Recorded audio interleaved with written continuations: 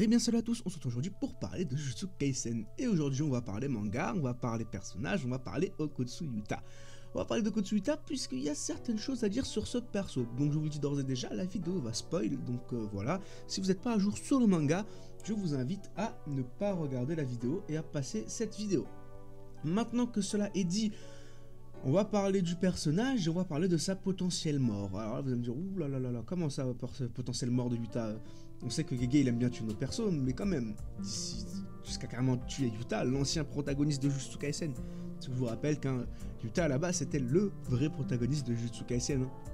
Lorsque Jujutsu Kaisen 0 est sorti, donc le film, c'était sorti en 2017, ouais, c'est le petit moment anecdote, c'était sorti en 2017. Et Jujutsu Kaisen n'était pas encore sorti, enfin c'était la version, c'était le tome 0 quoi, littéralement, vous comprenez. Donc à la base on n'avait pas de Yuji, on n'avait pas de Megumi, etc. On avait juste, Yuta, Maki, Inumaki et Panda. Et du coup à la base c'était lui le protagoniste. Bon après Jujutsu Kaisen, ce qu'on connaît maintenant avec Itadori, Megumi, Nobara et Tuchiko Enti. Mais à la base, voilà, Yuta c'était le personnage principal de l'œuvre Jujutsu Kaisen. Et il est revenu vers la fin de l'œuvre, entre guillemets, ou en tout cas après l'arc de l'incendie de Shibuya. Et ce personnage, il nous est présenté dès le début par Gojo comme étant son successeur, littéralement. En tout cas, l'un de ses successeurs. Là, vous allez me dire, ouais, ok, c'est bien bon, on sait qu'on connaît déjà tout ça, mais en quoi est-ce qu'en fait il va mourir? Alors c'est très simple, vous allez voir au fur et à mesure de la vidéo. Donc voilà, le personnage est extrêmement puissant. À l'heure actuelle, c'est l'un des plus puissants de Jujutsu Kaisen. Il y a encore beaucoup de mystères autour de lui. Son extension de territoire, est-ce qu'il peut réellement copier des techniques innées, ce qui est en théorie possible. Parce que je vous rappelle que la technique de Inumaki est une technique innée à la base, hein, donc il peut la recopier, donc en soi il peut recopier les techniques innées. Est-ce qu'il peut recopier le sixième œil, est-ce qu'il peut recopier les 10 ombres, vous voyez, tout plein de questions. Et surtout, on a Ryu, si je dis pas de bêtises, qui a dit qu'en fait, la seule limite à sa technique de recopiage, c'était lui-même en fait. C'est lui qui fixait les limites d'une certaine façon. Donc voilà, le personnage nous est présenté comme étant extrêmement puissant. Mais vous connaissez Gege, il aime énormément tuer les personnages trop puissants à son sens. Donc il y a de fortes chances que Yuta meure. Et je vais vous expliquer pourquoi. Tout d'abord, Yuta il nous est présenté comme le successeur de Gojo. Ce qui est vrai, à mes yeux, c'est le successeur de Gojo. Et ensuite, on a Itadori, mais le vrai successeur actuellement, c'est Yuta. De plus, je vous rappelle que Yuta est d'autant plus éligible à sa succession, à la succession de Gojo, étant donné qu'il a du sang Fujiwara. En gros, il faut savoir que c'est le cousin éloigné de Satoru Gojo. Voilà, ça, on l'apprend dans le film. Et c'est quelque chose à noter. Donc, en théorie, il a du sang un peu de Gojo, vous voyez, donc peut-être que s'il a un sixième œil, à tout moment, on peut jouer là-dessus. Ou du moins, s'il peut contrôler le sixième œil, on peut jouer là-dessus. Donc voilà, le personnage, encore une fois, nous est présenté comme étant très puissant. Sauf que le problème, c'est que il va faire de l'ombre à Itadori. Et oui. Et Itadori, actuellement, c'est le personnage principal de Jujutsu Kaisen, c'est le personnage qu'on veut tous voir évoluer. Et c'est le personnage qui doit faire ses preuves une bonne fois pour toutes, même si plus les chapitres passent, plus il fait ses preuves. Donc voilà, donc forcément, il ne peut pas y avoir de place pour deux successeurs de Gojo. Vous voyez ce que je veux dire? Donc on aura forcément à un moment donné, on n'aura pas un duel à proprement parler, mais en tout cas on aura un duel de force entre les deux dans le sens où est-ce que c'est Yuta qui va devenir le véritable successeur, ou est-ce que Itadori va surpasser Yuta en termes de force, en termes de technique, etc. et va devenir le véritable successeur de Gojo. Vous voyez, donc actuellement, encore une fois je vous le répète, c'est Yuta qui à mes yeux, et encore une fois ce n'est que mon avis là-dessus, donc c'est normal que vous ne soyez pas d'accord et je respecte ce choix totalement, mais à mes yeux, à l'heure actuelle, au moment T, c'est Yuta qui est le véritable successeur de Gojo.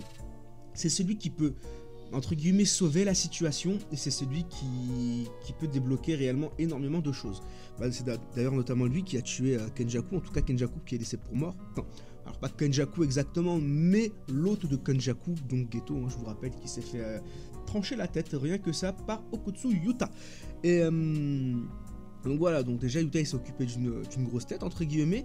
Maintenant, on va en venir, il y a un monde où Yuta se fait posséder par Kenjaku. Voilà, rien que ça. Donc là, vous allez me dire, oula, comment ça? Alors il faut savoir que lorsque Kenjaku s'est fait trancher la tête, il était surpris, il était là en mode oh, mais comment ça se fait, je t'ai pas senti, etc. En plus t'as une giga énergie occulte et tout. Ils ont tous dit ouais c'est bizarre, c'est vrai qu'il a pas ressenti l'énergie occulte de Yuta. Sauf que bon alors c'est parce que du coup il était tellement concentré dans son combat qu'il en a oublié en fait ce qu'il y avait autour. Mais au-delà de ça, c'est surtout qu'il n'a pas dit son dernier mot, puisque visiblement il comptait faire quelque chose à la toute fin. Autre chose, on sait que Kenjaku a prêté une promesse avec Sukuna. Et cette promesse, c'est sûrement le fait que il doit prendre le... Enfin, que si Sukuna tue Gojo, il ne doit pas lui découper la tête, ou en gros, il va le laisser dans un état un minimum apte pour se régénérer, afin que Kenjaku puisse prendre possession de son corps. Voilà, ça, j'en ai fait une vidéo d'ailleurs, les amis, je vous invite à aller la regarder. Je la mettrai en description de toute façon. Donc, en gros, Kenjaku, il veut potentiellement prendre le corps de Satoru Gojo.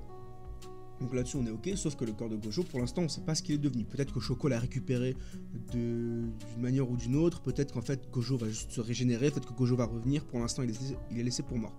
Maintenant, si on parle d'un retour de Gojo, en tant que tel, sans être possédé par Kenjaku, bah comment on va faire revenir Kenjaku?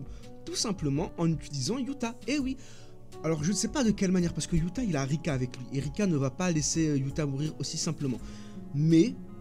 il est possible, il est même fort possible et très très fort probable, connaissant Gege, qu'il nous fasse revenir Yuta d'un coup avec une cicatrice sur son front. Oui, tout simplement, vraiment. Il y a un monde où vraiment Yuta meurt, se fait posséder par Kenjaku, et on a un combat Itadori versus Yuta. Enfin, versus Yuta en mode possédé, vous avez compris. Ce qui pourrait nous donner enfin le véritable combat, qui est le véritable successeur de Gojo. D'un autre, bon, vous allez me dire, ouais, mais de toute façon, Itadori doit s'occuper de Sukuna, etc. Oui, Itadori doit s'occuper de Sukuna, mais, imaginons, on a un retour de Gojo, etc. Vous voyez? Et Gojo qui essaie de s'occuper vite fait comment dirais-je, qui essaie vite fait de s'occuper de Sukuna, bref, pour le fanservice, vraiment, partons du postulat que c'est vraiment du fanservice qu'on a un Gojo second éveil, littéralement, versus un Sukuna forme originelle. Alors vraiment, ce serait vraiment stylé, mais... du coup, pour avoir un petit combat comme ça, et le combat, du coup, Yuta versus Itadori. Et ça pourrait être stylé. Et puis, autre chose, j'ai fait aussi une vidéo là-dessus, je vous invite à aller regarder récemment. Itadori doit perdre encore des personnes autour de lui, afin de s'éveiller réellement et de laisser place à sa rage. Parce que pour l'instant, Itadori, il a perdu beaucoup de monde, mais je sais pas pourquoi, je sens que dans cet arc, il va perdre vraiment la personne en plus, et on va tous vriller. Et lui aussi d'ailleurs. Et cette personne, je pense que c'est Yuta, parce que actuellement, la personne avec qui il est le plus proche, c'est Yuta. C'est Okotsu Yuta avec qui il est le plus proche, Itadori. Et pour vraiment faire vriller Itadori, il faudrait que Yuta meure, en fait, tout simplement, meure des mains de Kenjaku et se fasse posséder par Kenjaku, tout simplement. Et ce serait vraiment stylé. Autre chose, alors, vous l'avez compris, hein, Gege, il aime bien tuer ses personnages puissants. Et si vous avez bien regardé, dans Jujutsu Kaisen, on a 4 classes S. Yuki, Geto, Gojo, Yuta. Dans ces 4 personnages, il y en a 3 qui sont morts.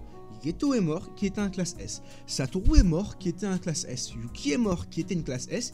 Il nous reste qui? Il nous reste Yuta. Yuta qui est un classe S. Et ça, c'est quasiment sûr que de toute façon, à un moment donné, il va tuer tous ces classes S. Yaga qui pouvait passer classe S et qui a été tué aussi. Vous avez vu? Tous les personnages qui ont le potentiel de passer classe S ou qui sont des personnages de classe S, il les tue, Gege. Il en a rien à foutre. Vraiment, encore une fois, Gege, il aime bien tuer ses personnages puissants.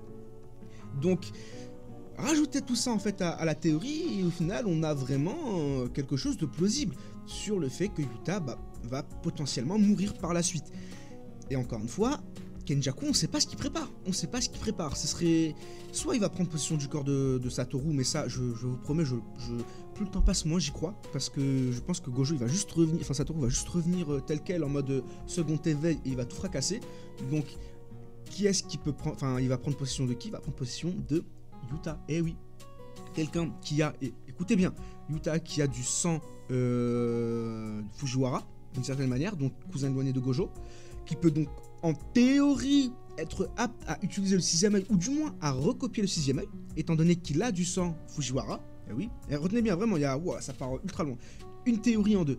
Non, 2 théories en 1, plutôt, désolé. Donc Yuta qui va potentiellement pouvoir recopier le 6ème œil, recopier l'infini. qui a avec lui Rika, la reine des fléaux. On a le roi des fléaux qui est Sukuna et on a la reine des fléaux qui est Rika. Donc en fait Kenjaku, il aurait le savoir de plus de 1000 ans d'exorcisme et d'entraînement, etc., de recherche. Tout ça dans le corps d'un mec qui est le potentiel, si ce n'est actuellement le véritable successeur de Satoru Gojo, qui a du sang de sa lignée en cousin éloigné et qui peut recopier n'importe quelle technique. Donc en soi, recopier n'importe quelle technique, il peut recopier la technique de Geto afin de réutiliser Uzumaki, etc. Rien n'est impossible avec Yuta puisqu'il peut tout recopier. Il a une extension de territoire qu'on ne connaît pas. Donc en soi, il peut recopier autre chose. Ah, ça c'est incroyable, il peut recopier. Ouais, parce que même moi, en fait, en parlant, là, je vois de nouveaux trucs. C'est-à-dire qu'il peut recopier ses anciennes extensions de territoire, l'extension de territoire de Geto, par exemple, l'extension de territoire de, je sais pas moi, d'un exorciste qu'il a pris il y a longtemps. Tout ça, Yuta, il peut les recopier en théorie. Donc en gros, ça lui donnerait une panoplie d'extensions de territoire énorme, sans parler de l'extension même de territoire de Okotsu Yuta. Donc en fait, au final, on aurait si ce n'est le perso le plus puissant après Sukuna. Le mec, 6ème œil, plein de compétences, il a Rika, et il revient vraiment avec une cicatrice. Et ça, je le vois gros comme une maison, parce que Yuta, là, on n'a pas eu d'infos là-dessus, on sait pas ce qu'il est devenu, il est là, mais on sait pas trop, on n'a plus de nouvelles de lui, donc je pense vraiment que Kenjaku va tuer d'une certaine façon Yuta, et que du coup, Itadori va péter un câble, et on aura du coup Itadori qui va devenir le véritable successeur de Gojo, et Yuta qui hélas sera mort. Du coup voilà, dites-moi ce que vous avez pensé de cette vidéo dans les commentaires. Voilà, c'était la petite théorie sur Yuta en attendant les grosses autres vidéos qui arrivent. De toute façon, Jujutsu Kaisen ça reprend la semaine prochaine et on a hâte parce qu'il y a beaucoup de choses à dire aussi en termes de manga. Voilà, donnez-moi votre avis sur cette théorie, donnez-moi des points en plus, peut-être ajouter à la théorie s'il y a des incohérences selon vous, s'il n'y a pas d'incohérences. Bref, dites-moi tout ça dans les commentaires et puis moi je vous dis à la prochaine. Bye bye.